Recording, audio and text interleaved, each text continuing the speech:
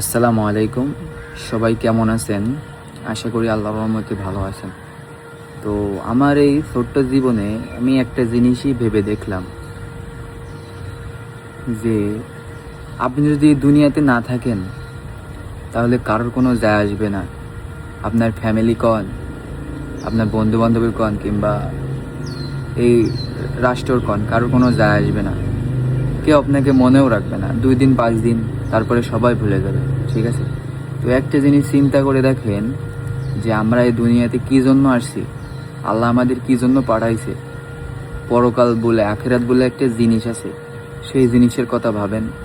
দুনিয়াবি কত কাজে পড়ে আছেন, আল্লাহর দিকে একটু ফেরেন না, সারাদিন একক তো নামাজও পড়েন না, তাহলে আপনার এই জীবন রেখে লাভ কি ভাই?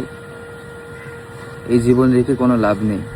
তো আল্লাহর দেয়া বিধানগুলো মেনে চলুন, 5 ওয়াক্ত নামাজ পড়ুন, হালালভাবে জীবনযাপন করার চেষ্টা করুন। দেখবেন আপনার দুনিয়া তো ঠিক হবে, আখেরা তো ঠিক হবে ইনশাল্লাহ। আশা করি বুঝতে পারছেন। আর আমি নতুন কাজ করা শুরু করছি। যদি আমার ভিডিওগুলো ভালো লেগে থাকে, লাইক কমেন্ট শেয়ার করবেন আর চ্যানেলটা সাবস্ক্রাইব করে দিবেন। ধন্যবাদ।